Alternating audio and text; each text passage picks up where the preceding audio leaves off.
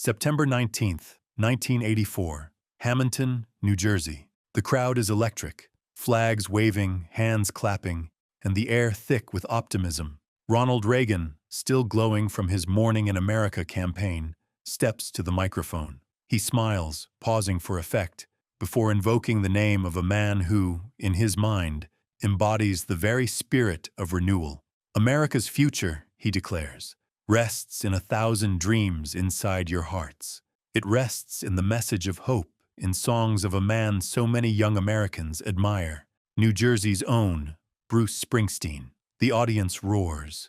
Beside the stage, campaign speakers echo a sound that seems to belong to that very message, a hammering snare drum, a gleaming synthesizer riff, and a voice crying out, "Born in the USA." To most who heard it that day, it sounded like triumph. It felt like an anthem, a booming, patriotic chorus made for celebration. The fists that rose in the air did so with pride, not protest. But beneath that roar was another sound, quieter and wounded. It was the voice of someone who had come home from war to find no parade waiting, only unemployment lines, shuttered factories, and the uneasy silence of forgotten promises. Few of those waving flags that afternoon knew that the song they were cheering for was a dirge. The irony of the moment is almost cinematic. On that campaign stage, Reagan's words cast Springsteen as a messenger of American optimism. Yet the song he praised told of despair, alienation, and broken faith in that very dream. In hindsight, it feels like a mirror held up to a country midway through remaking its reflection, eager to see only light while the shadows still lingered. The misunderstanding wasn't simply about one lyric. It was about an era misreading itself. The 1980s began with a desperate need for belief. After the exhaustion of Vietnam, the scandals of Watergate, and the economic malaise that followed, America wanted to feel straightforward again, to turn its rough edges into symbols of resilience. Reagan's America promised strength, confidence, and a rebirth of pride. Pop culture followed suit.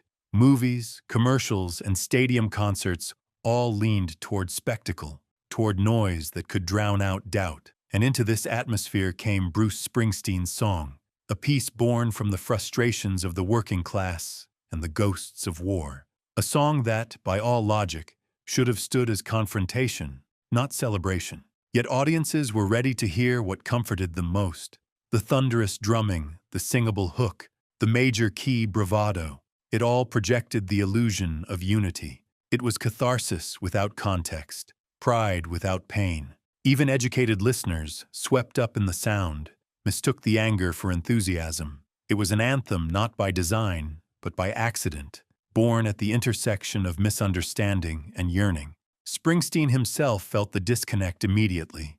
In interviews around that period, he spoke cautiously of the song's reception, the uneasy realization that the stories he meant as laments were being recast as slogans. Still, he didn't issue manifestos or explanations. He played the song, night after night, watching stadiums erupt into cheers for something that wasn't really there. The image of the American flag behind him, once a backdrop for reflection, suddenly became decoration for a version of America that his own lyrics had tried to question. And maybe that's why this story still matters. Born in the USA became more than a hit. It became a Rorschach test for a nation at a crossroads.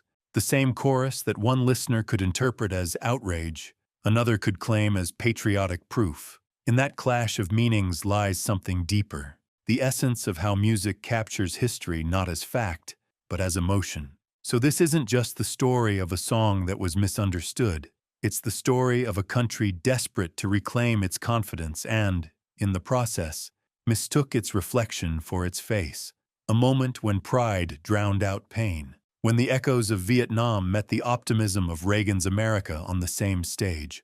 And at the center of it all stood Bruce Springsteen, holding a mirror to the noise, watching a protest become an anthem. To understand how a protest could pass for a patriotic anthem, we have to rewind to the years before 1984, to an America still reeling from unfinished wars, broken trust, and shrinking opportunities.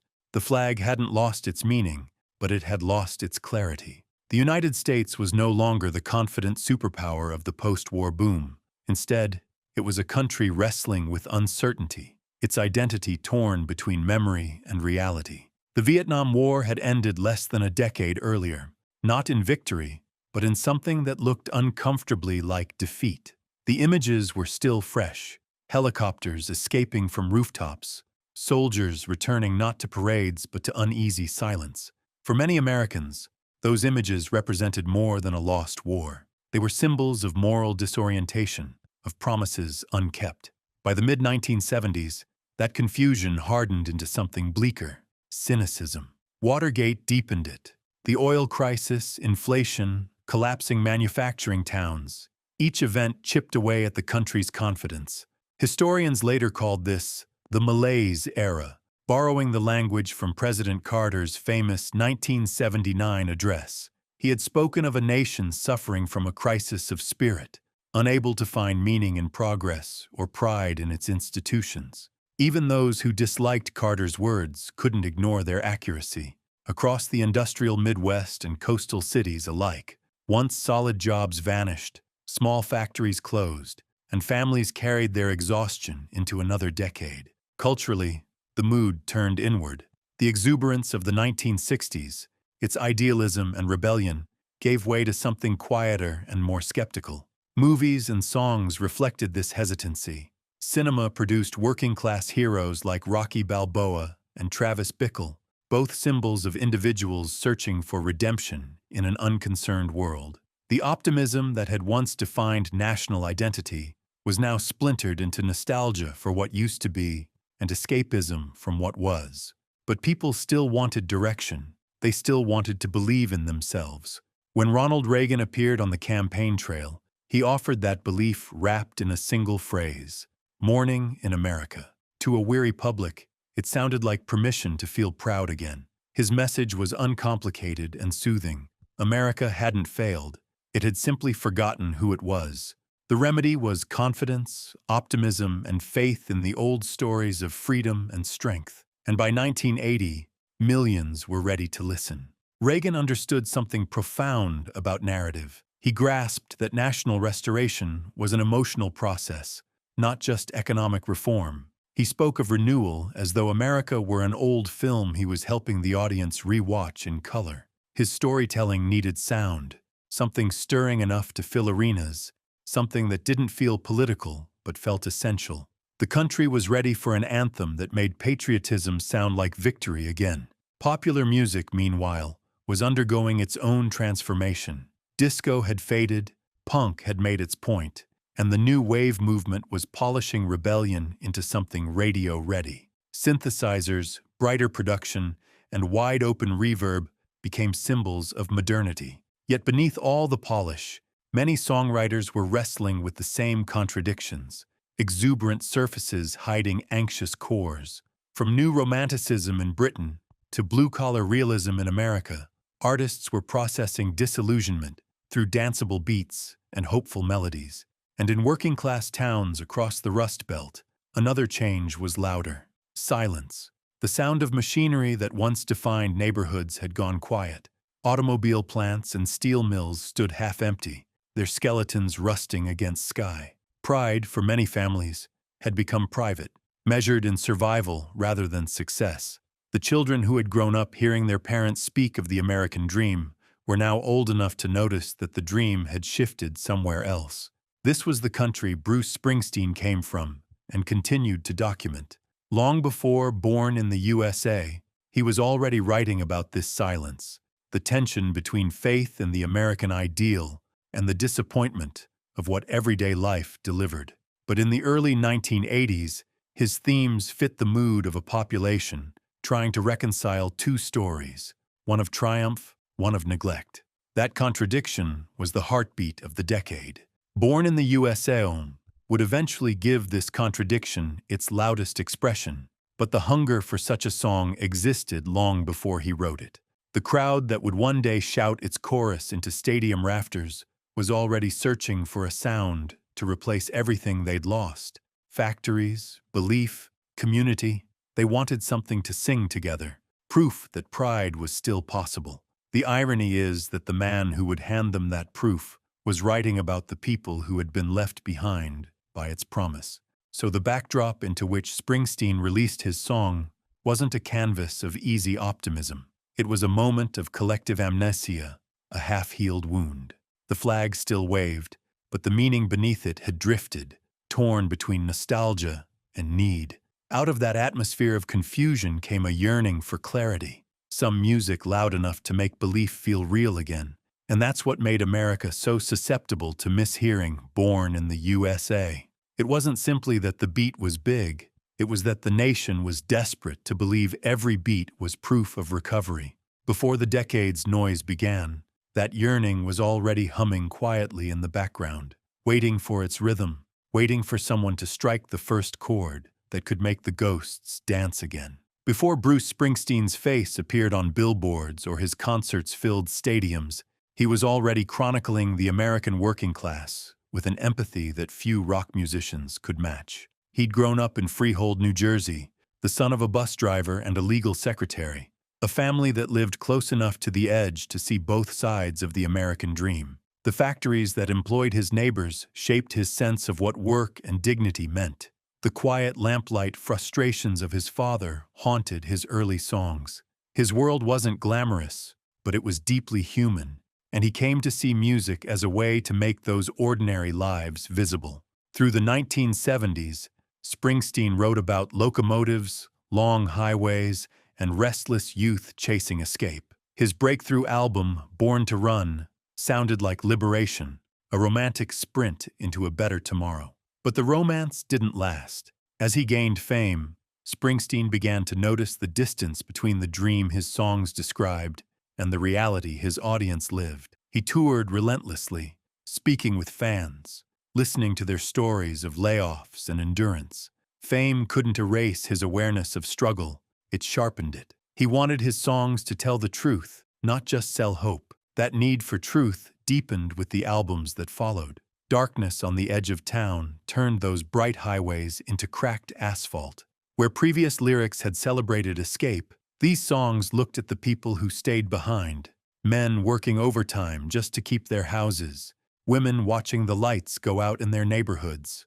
Springsteen was writing about the emotional cost of endurance, the quiet dignity of those who refused to leave even when prosperity had left them. It was realism where there had once been myth. Then came The River in 1980, a double album that balanced joy and sorrow within the same storylines. On that record, youthful exuberance met adult responsibility head-on. Marriage, layoffs, economic pressure, all of it filtered through characters who loved their country but felt increasingly invisible. These songs weren't political statements so much as case studies in human resilience. Their intimacy made them powerful because they sounded like the people listening. Outside the studio, America was still processing the scars of Vietnam. In Springsteen's hometown, some of the boys who'd gone off to Southeast Asia never returned. Others returned but couldn't find home again. He'd failed his own draft physical years earlier and felt both relieved and guilty. That guilt became an undercurrent in his writing. Comrades he'd once played with in local bars now carried quiet, difficult memories he couldn't fully share, yet felt compelled to represent. The ghosts of that war, loneliness, mistrust, alienation, began to appear in his music as shadows. Around this time, Springsteen formed friendships that would deepen his understanding of veterans' experiences. One pivotal figure was Bob Mueller, a former Marine paralyzed in the war who had become an advocate for disabled veterans. Through him, Springsteen met men who spoke candidly about their trauma, addiction, and disillusionment. These conversations gave him perspective far beyond news headlines or political speeches. He saw firsthand how loyalty and sacrifice could coexist with anger and disappointment. That encounter would change his songwriting forever. Books also widened that lens. Ron Kovich's memoir, Born on the 4th of July, resonated strongly with him.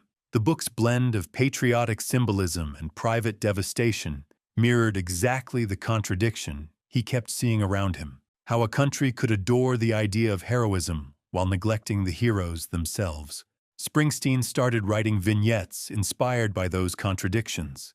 A veteran walking into unemployment offices, An old friend staring at an empty factory gate, another driving past the same flag he'd once fought to defend. His emerging philosophy was simple but radical for mainstream rock, to speak for people rarely heard. He wasn't writing to advance a cause or attack an administration. He was writing because empathy demanded it. His songs became testimonies rather than slogans. They reminded listeners that pride could coexist with pain, that patriotism didn't mean silence. By the early 1980s, while other artists leaned into synthesizers and glamour, Springsteen doubled down on reality. He believed in the humanity that resided in broken dreams. To him, the American story was built not on perfection, but on perseverance, the hope that working people carried even when systems failed them. When he performed, he did so with the urgency of someone delivering both confession and ritual. Fans felt that honesty. They saw in him a mirror for their own contradictions. Still, success brought its own tension. The more popular Springsteen became, the more he feared losing connection to the very lives he wrote about. He resisted celebrity, living modestly, keeping his public image tied to labor rather than luxury. That resistance wasn't a pose, it was an act of preservation. He wanted to stay rooted in the soil that had shaped him. The bar bands, the shift workers, the small-town stories where triumph always mingled with sacrifice. Out of that mindset came the creative spark that would eventually ignite Born in the U.S.A. It wasn't born in an arena, but in a small practice space, with Springsteen channeling the stories that had been building in him for years. He pulled threads from hometown memories, from conversations with veterans, from books that exposed the dissonance between patriotism and pain. Piece by piece, those influences coalesced into something raw and unresolved, a story of identity, injustice, and endurance. What he didn't yet know was how big the storm would be. Before the synths, before the anthems, before the millions of voices shouted his words back at him, there was just that single idea, to tell the truth about the America he'd seen, the one struggling beneath all the bright colors of progress. His next songs would be louder, more ambitious, and vastly misunderstood, but at their core, they would remain the same thing he'd always written, an effort to make dignity audible. By 1982, Bruce Springsteen had written himself into a corner, the kind of corner only honesty can create. He'd built a career chronicling American life with empathy, but empathy alone wasn't enough anymore. The deeper he listened to the stories around him, the veterans, the out-of-work fathers, the communities hollowed out by a vanishing economy, the more he realized his songs were missing something vital: anger. Not nihilistic rage, but moral outrage, the kind that demanded recognition. The spark that would become Born in the U.S.A. began there, in a quiet reckoning about what it meant to belong to a place that could break your heart. It started as a small, spare idea, just Bruce and an acoustic guitar.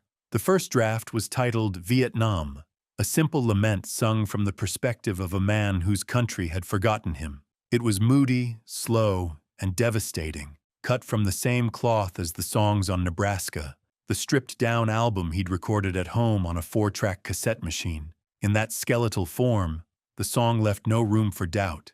It was the story of a soldier returning to nothing, of promises revoked and faith lost. But as he toyed with the piece, Springsteen sensed that its raw emotion deserved a larger vessel.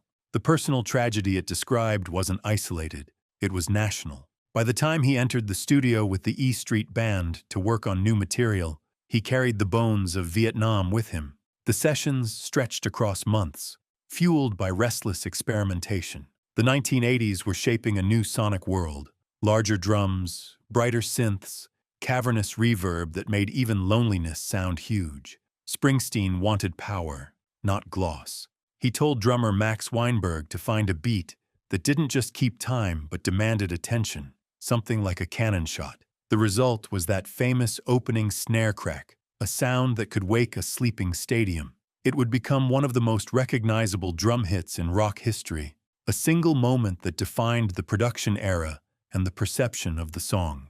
Then came Roy Bittan's synthesizer line, expansive, chiming, euphoric. No longer the hushed lament of a lone guitar, the track suddenly felt monumental. The irony was that every new layer of sound pushed it further from the haunting story at its core. Springsteen's voice, when he began to sing, carried the old sorrow, but surrounded by thunder and triumph. That sorrow now sounded like celebration.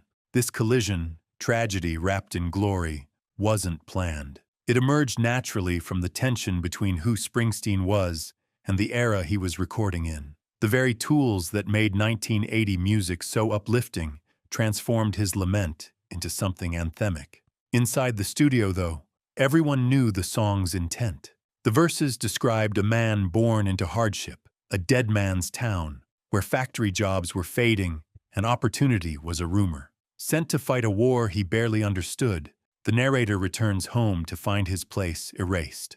At the Veterans Administration office, he's met not with gratitude but indifference. The story unfolds like a ledger of broken promises. When it came time for the chorus, Springsteen delivered a phrase so simple it carried the weight of contradiction. One line shouted with the pride of disappointment. That chorus became the pivot of misunderstanding. Within the verses, the cry, "Born in the USA," was a gesture of disbelief. How could a nation abandon its own children and still demand loyalty? But when pulled out from its context, especially backed by those explosive drums and swelling synths, it sounded triumphant. What he intended as irony became a chant people wanted to believe literally. That tension between what was meant and what was heard would define everything that followed. Still, none of this was theoretical to Springsteen. He saw the song's character in every small town that lined the Jersey Shore, in friends who'd been drafted, in the faces of men who carried both pride and regret. To him, the song wasn't anti-American. It was the opposite. It was a demand that America live up to the values printed on its own promises.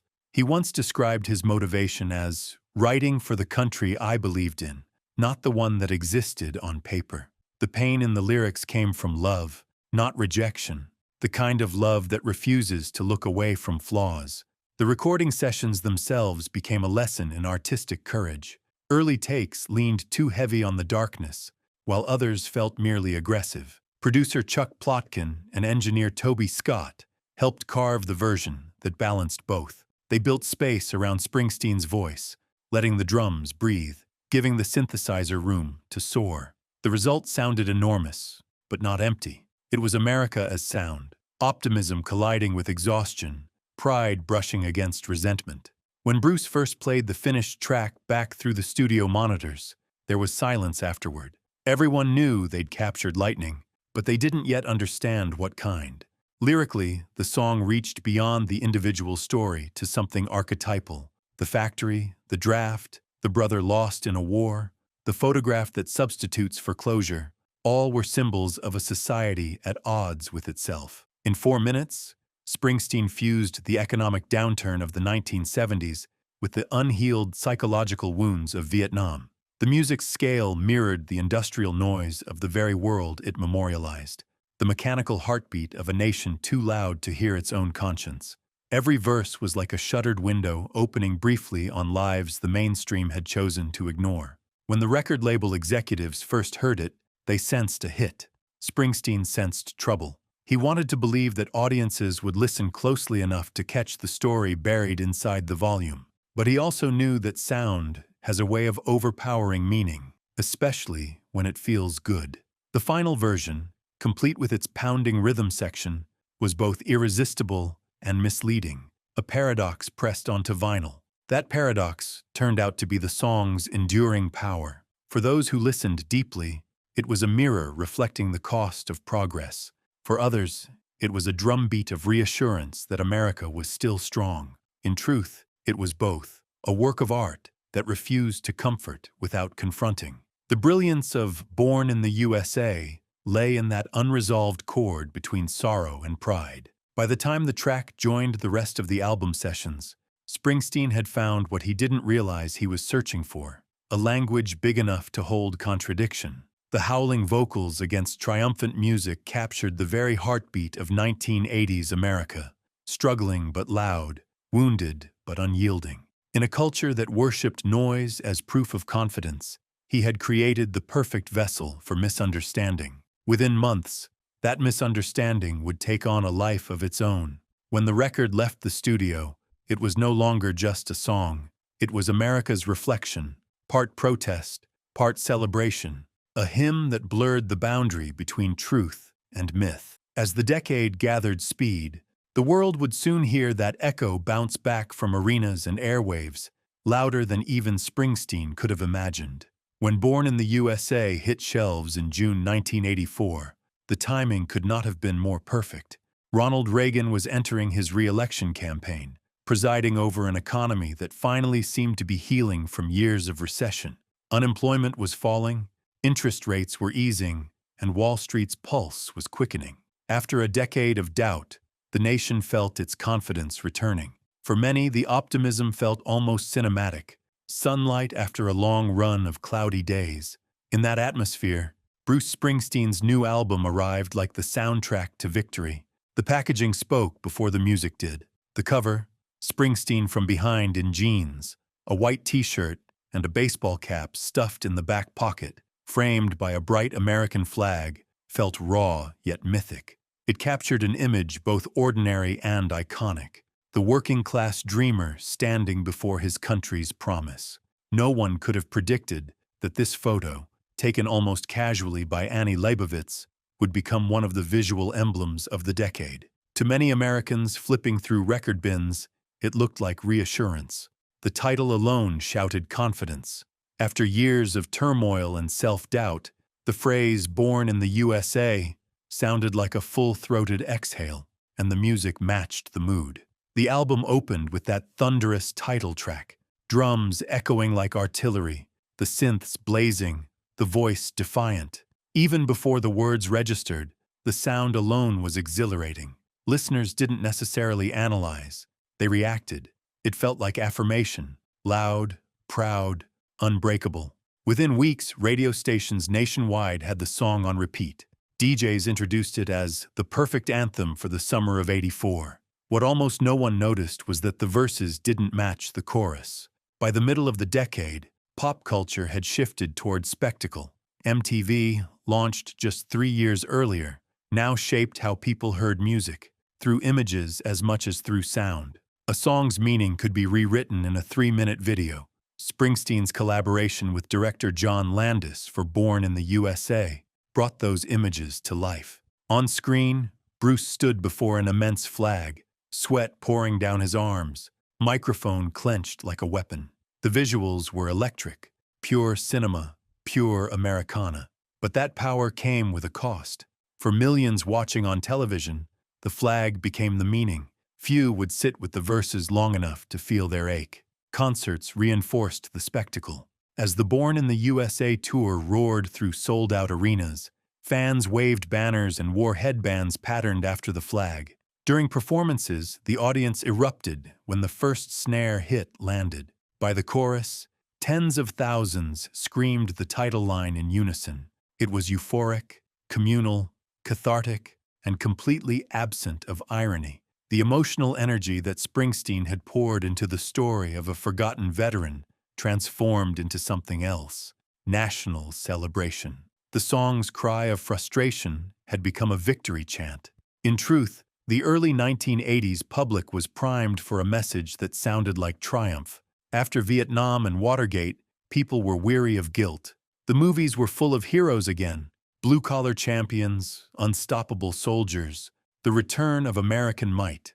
Springsteen, unintentionally, fitted straight into that narrative. His stage presence, jeans, boots, sweat, guitar, mirrored the imagery politicians used to sell renewal. He embodied the ideal without endorsing its politics.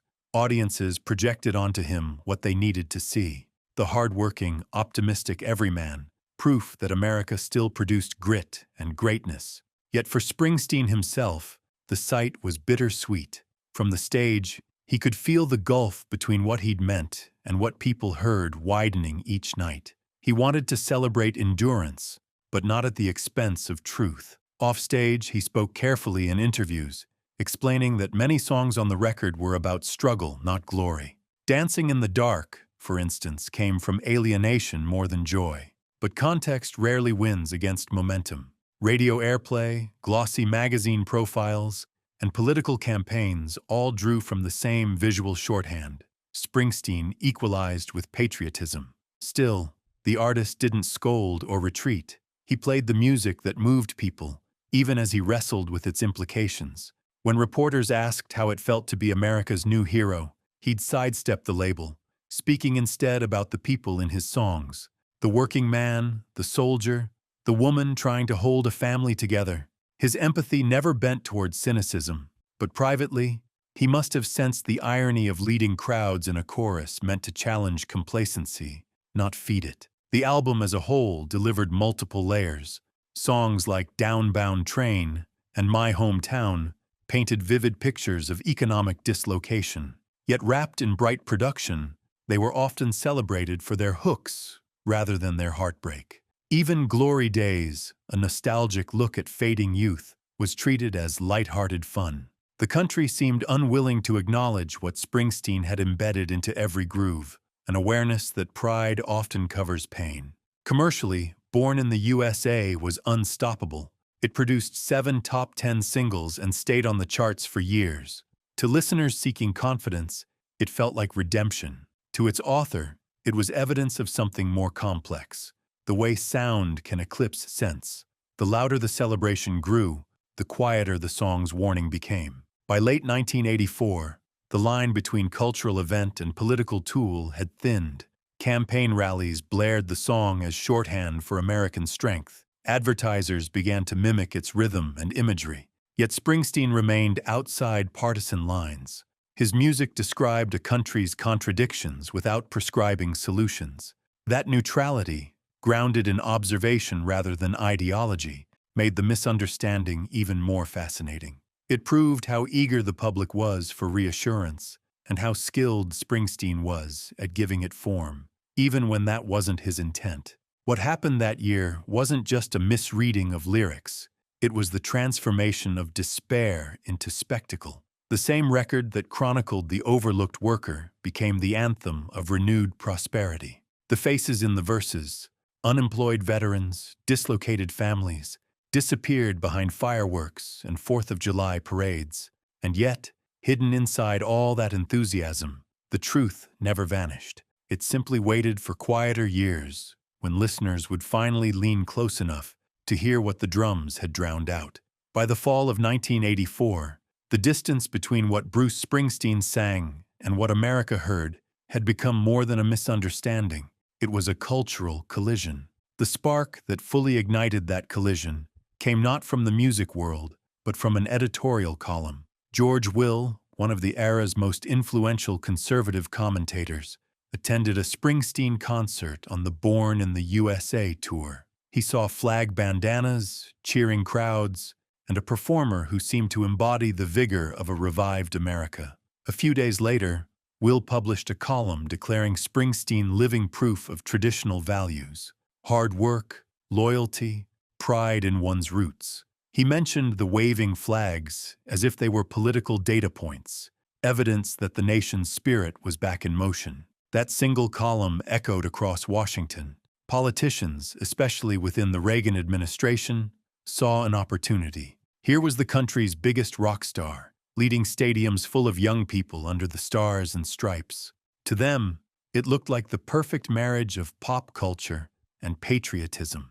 A week later, President Reagan stood before a crowd in Hamilton, New Jersey, praising Bruce as a symbol of American renewal, his message of hope. The audience cheered, blending the rhythms of a campaign rally with the energy of a rock concert.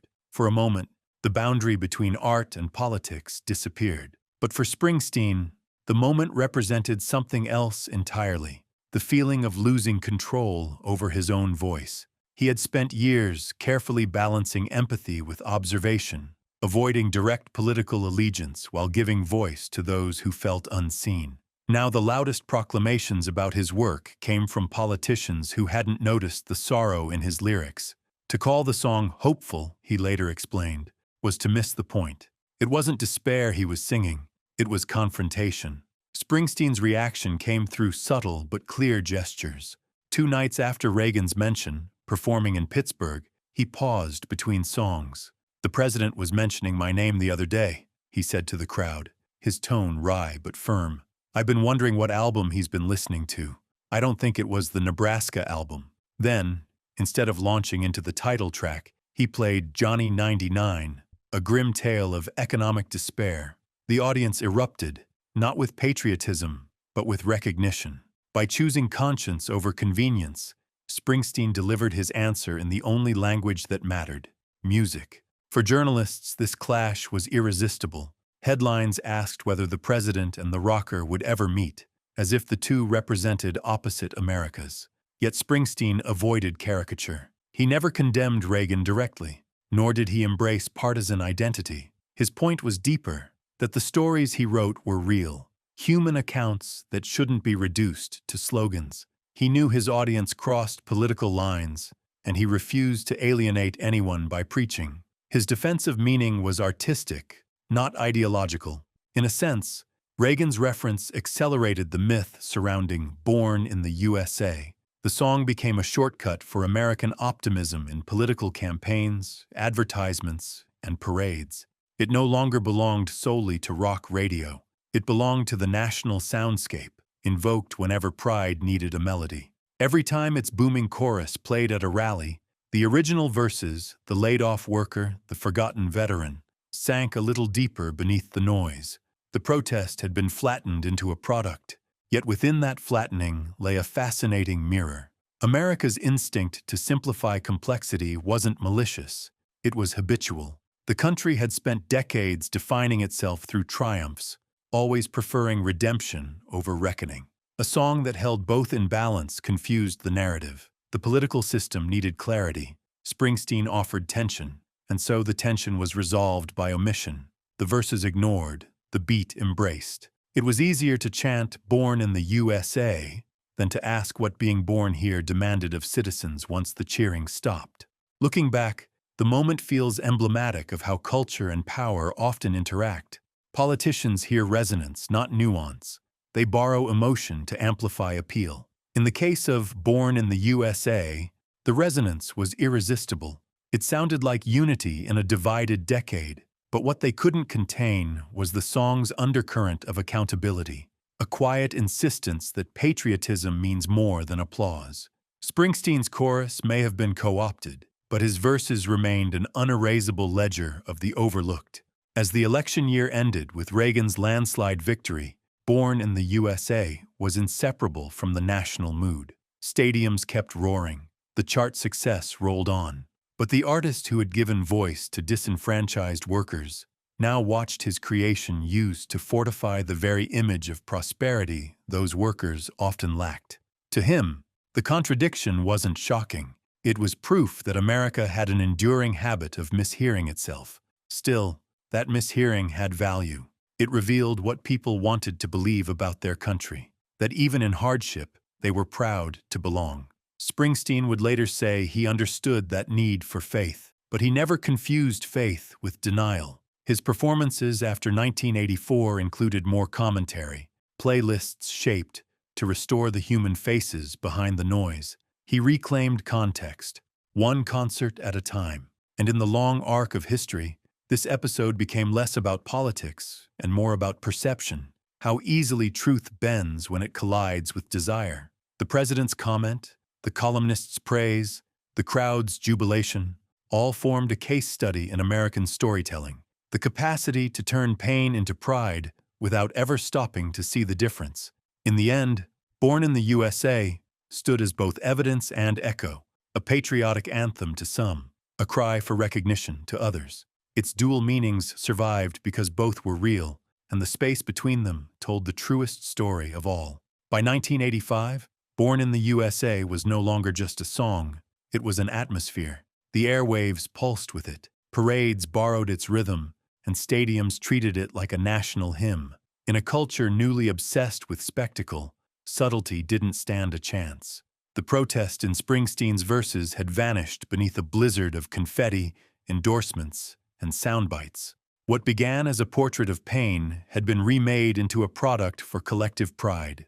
The transformation was staggeringly fast. Within months of its release, the "Born in the U.S.A." album yielded hit after hit, 7 top 10 singles, each with its own video looping through MTV's rotation. The tour that followed became one of the largest in rock history, spanning continents, dazzling audiences who often came for the anthem, but discovered a storyteller instead. Springsteen's visage, jeans, white t-shirt, Fender guitar, became shorthand for authenticity itself. Corporate America noticed. Clothing brands mimicked the look. Commercials replicated the drums. And everywhere the American flag appeared, it seemed this song wasn't far behind. The irony deepened with every repetition. Stadiums thundered with the chorus, but almost no one sang the verses. Sporting events adopted the song as a pre-game motivator, its booming rhythm inspiring adrenaline without context. Pop culture stripped it of narrative until it became pure energy, American grit with none of its grievances. The country's collective memory had compressed tragedy into triumph. The complicated veteran of Springsteen's story had disappeared, replaced by an anonymous symbol of victory. That broader misreading reflected more than musical confusion. It spoke to what the 1980s demanded emotionally. After 2 decades of turmoil, people craved uncomplicated pride. They wanted to believe that the country's wounds had healed, that the factories were roaring back, that faith itself could restart the economy. Psychologists might call it cultural compensation. The louder the celebration, the further one could outrun doubt. Springsteen's anthem, with its massive sonics and ambiguous slogans, offered exactly that release. Yet underneath the noise, there was tension. Springsteen had become both participant and critic of the decade's optimism. He wasn't immune to its commercial whirlwind. His album sold in the tens of millions, but he resisted its temptations at every turn. When corporations approached him with lucrative endorsement offers, he said no. The most famous refusal came from an automotive company eager to use the song in a campaign about American-made toughness. The deal would have been worth millions. But Bruce declined, explaining later that the song represented people, not products. To license it would have been to erase its last trace of conscience. That choice mattered. It reminded observers that Springsteen's alignment with the working class wasn't stylistic, it was moral. He wasn't nostalgic for factory life. He was defending the dignity it had once represented. The flag he stood before on stage wasn't decoration. It was a question mark fluttering in red, white, and blue. As the culture turned his protest into patriotic decor, he carried on performing the song, aware of the irony but unwilling to abandon it. He often said nothing as the cheers began, letting the roar speak for the public's own contradictions. Meanwhile, critics and scholars began dissecting the phenomenon. Some called Born in the U.S.A. the ultimate mirror of its age, a pop record that allowed Americans to project whatever they needed to see. Others argued that it was the inevitable fate of powerful art, clarity sacrificed to accessibility. Either way, Springsteen stood at the epicenter of a paradox that extended far beyond him. He had written about the cost of misplaced faith, and now his success depended on it. That irony wasn't lost on his fans. Letters poured in, from veterans thanking him for acknowledgement, from steelworkers recognizing their own despair, and from others who simply loved the music's strength. The same song that played at political rallies also accompanied funerals for soldiers who'd fallen in later conflicts. Its reach was universal, its meanings divergent. In coffee shops and dorm rooms, listeners argued over whether it was patriotic or critical. That debate, unresolved, became part of its legacy. Culturally, the 1980s were the dawn of branding as identity. Everything from sneakers to soda spoke the language of empowerment. In that landscape, Born in the U.S.A. stood out because its message refused simplification. But simplification happened anyway. The chorus became a celebration of individual strength, detached from collective accountability. It fit neatly beside slogans promising self-reliance and economic renaissance. Springsteen hadn't changed. The context had. His lament for the forgotten worker had been absorbed into advertising's promise that hard work always paid off. At its core, the misunderstanding reflected a deeper social rhythm. America, after years of self-doubt, was rehearsing confidence again. Pop culture became the rehearsal space, from movie theaters showing undefeatable heroes to commercials set against sunsets and flagpoles. Optimism returned as performance. Every symbol needed a soundtrack, and no sound captured the rush of renewal better than that opening snare crack from Born in the USA. Still, for many who listened closely, the crack wasn't a call to arms. It was a gunshot echoing backward through time. Inside the verses lay ghosts of the 1970s, unemployment lines, veterans adrift, families silent over the dinner table.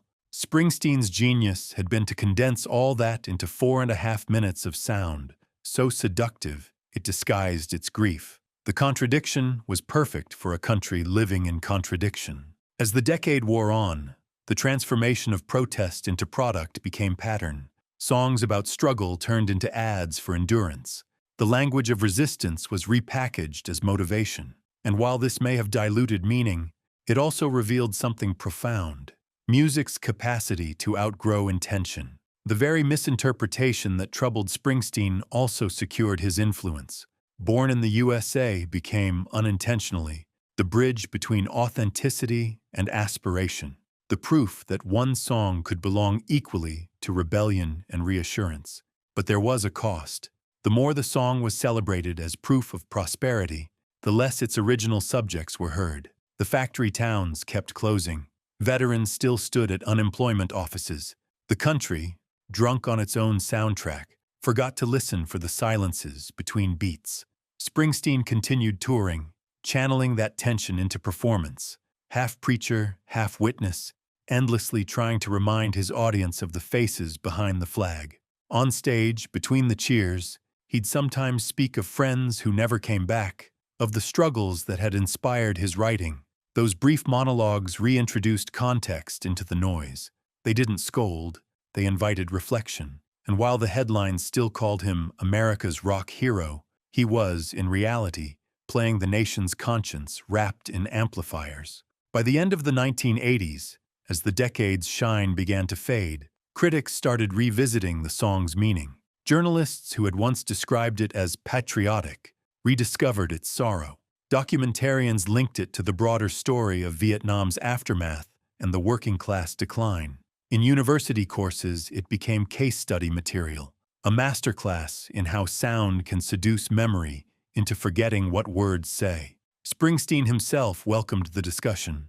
Each interpretation proved the song had life beyond control, the true mark of cultural permanence. The emotional center of the story, though, remained unshakable. Beneath layers of misunderstanding and marketing, Born in the USA still addressed the same question it had from the start. What happens when a country's promises outpace its reality? The 1980s didn't answer that. They celebrated around it. But by transforming a warning into a cheer, America revealed both its optimism and its avoidance. And that is the strange beauty of the cultural avalanche. The idea that art, once released, becomes part of the weather. It can nourish or erode, enlighten or obscure. In the hands of millions, Springsteen's furious compassion became a chorus of reassurance. Yet hidden inside that chorus, the truth waited patiently. A song meant to confront was still confronting, even if most listeners didn't notice. Because the thing about echoes is this: they travel farther than words, but they always carry the memory of what first made the sound. Time, more than any campaign or review, became Bruce Springsteen's greatest ally in reclaiming Born in the USA. As the 1990s unfolded, the decade's volume faded. The spectacle of flag-waving concerts gave way to quieter moments of national introspection. Economic recessions, new wars, and shifting cultural attitudes forced re-evaluation of the simple victories the 1980s had promised. In that new silence, people began to hear the song again, for what it had always been beneath the drums. On stage, Springsteen made that rediscovery public. During smaller club tours and acoustic performances, he stripped Born in the USA down to its bones. Gone were the thunderous snare, the gleaming synths, the choir of stadium voices. All that remained was his voice, gravelly, deliberate, and the sharp, uneasy poetry of the lyrics. Played slow, every line revealed its scarring. Audiences who once cheered through the chorus now listened, motionless. The transformation was astonishing. a song once shouted by thousands now broken into a confession delivered to a room of hundreds. The rage hadn't diminished, it had matured into sorrow. Springsteen had approached this version years earlier when performing at charities for veterans. He'd realized that quiet was more explosive than noise. When stripped of its anthemic shell, the song's emotional precision pierced deeper. Those reimagined performances weren't nostalgic, they were corrective. He was reminding listeners that words outweigh reverb. Fans spoke afterward of feeling as if they'd finally understood something that had been hiding in plain sound. For Springsteen, this was the victory that chart success could never offer, an honest hearing. Throughout the 1990s, the song evolved into a kind of mirror for history itself. As America confronted the Gulf War and debated new forms of patriotism, Born in the U.S.A. reappeared on airwaves during moments of conflict, often reigniting the same old misunderstanding. But this time, journalists were quicker to contextualize it. They referenced Springsteen's interviews, his charitable work for veterans, his insistence that patriotism meant accountability. The misreading persisted, but the counter-narrative had grown louder. The national conversation had caught up to the art. Then came performances like the one at the Vote for Change tour in the early 2000s. Standing alone on stage, Springsteen would begin the song with a haunting slide guitar tone, almost elegiac. When he reached the chorus, his voice carried no celebration, only weariness. Each repetition of the title line felt like a question rather than a declaration. Even listeners who had danced to the song 20 years earlier were forced into reflection. The anthem had become an elegy, and in that transformation lay its redemption. The definitive act of reclamation arrived decades later with Springsteen on Broadway. On that small theater stage, before an intimate audience, he spoke directly about its creation. He recounted visiting veteran friends, reading Ron Kovic's memoir, realizing how alienation outlasted headlines. He described the song as a veteran's lament, not a political speech, but an emotional telegram sent from one generation to another. Then, sitting at a piano, he performed it as he first imagined it, a folk ballad filled with ghosts. Hearing it that way, stripped of celebration, felt like hearing the nation sober up after years of noise. Audiences wept. Night after night, the performance became ritual, a collective reckoning not only with Springsteen's history, but with the country's. Listeners finally grasped what the earlier misunderstanding had obscured, that critique and love aren't opposites. The song was angry because it cared. Pain is the shadow of loyalty. By reclaiming the song's intimacy, Springsteen reminded people what genuine patriotism sounds like when it has nothing left to prove. That theme echoed far beyond the theater. Critics described Springsteen on Broadway as a cultural course correction, a late-career summation that restored truth to myth. Younger fans who had grown up hearing the track at sports games discovered its real story through this performance. Teachers began using it in classrooms to explore symbolism and national identity. Museums cataloged it as part of Vietnam's cultural memory, a piece of sound history that documented not victory or defeat, but reckoning. The same song that once filled parades now shared space with exhibits on post-war trauma. In interviews, Springsteen expressed both acceptance and irony. He understood that once a song leaves its maker, it becomes public property. Yet he also believed that revisiting it could reset perception. You can't dictate meaning, he said, but you can keep speaking it. That persistence became part of his legacy, a long conversation between artist and audience about listening itself. By choosing to reclaim through performance instead of protest, he demonstrated that clarity doesn't require confrontation, it requires patience. Over time, Born in the U.S.A. found balance between its two identities.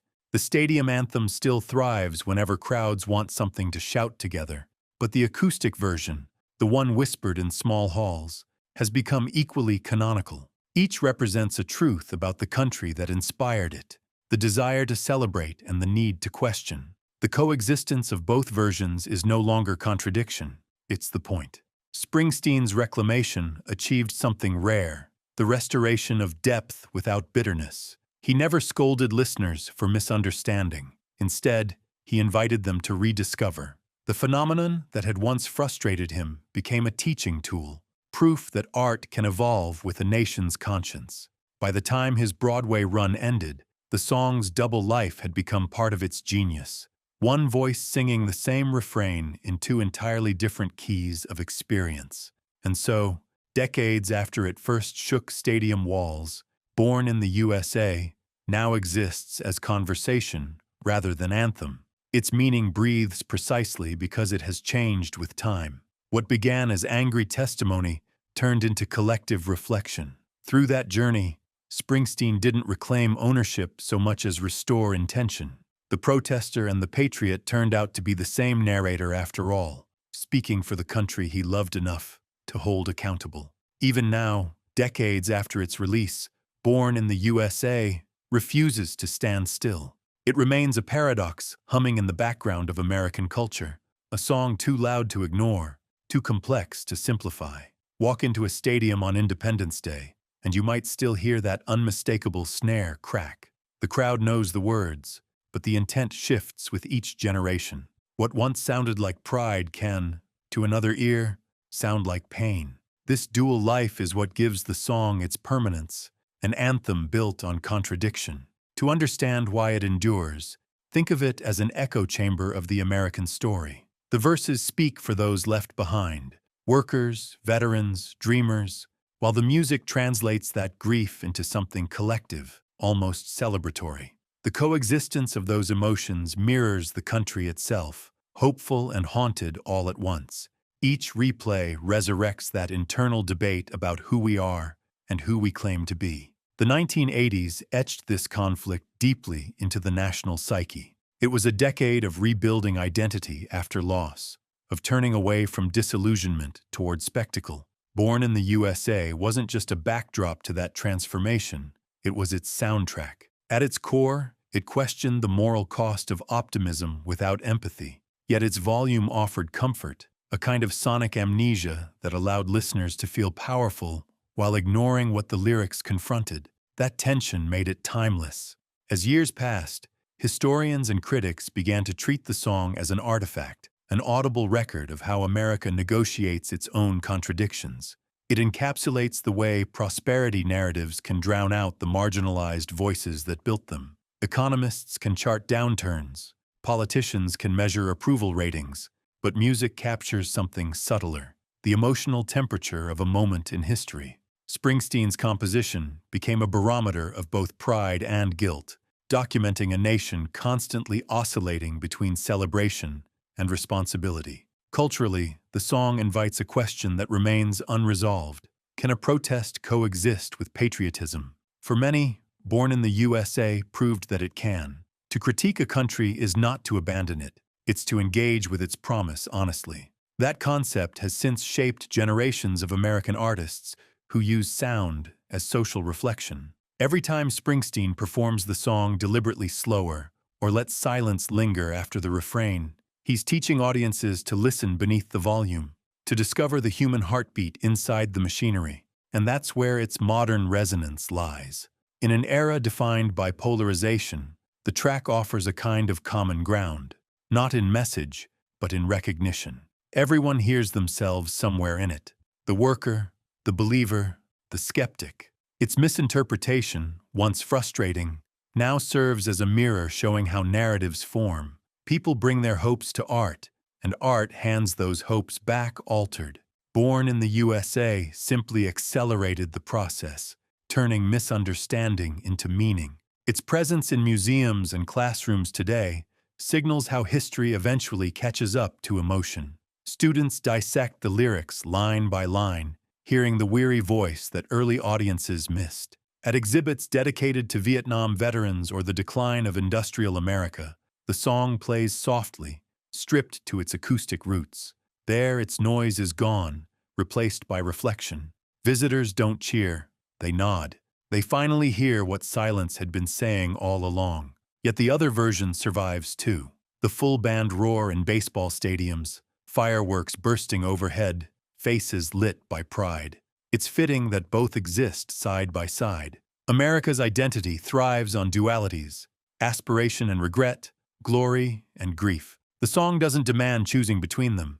It acknowledges that both are true, Even misunderstood, it succeeds, because misunderstanding itself is part of the national rhythm. So, Born in the USA endures not as a relic, but as a living conversation. Each generation reinterprets it against its own backdrop of wars, recessions, and recoveries. Every chant of its chorus layers another meaning onto the last. It's the ghost in the American machine, forever echoing between the pride we perform and the empathy we postpone. Listening closely now, you can still feel its heartbeat beneath the noise. It invites you to sit with the discomfort, to recognize that loving a country includes acknowledging its flaws. The song's power lies in that uneasy truth. To hear it fully is to hear America as it really sounds: complicated, wounded, resilient, and still singing.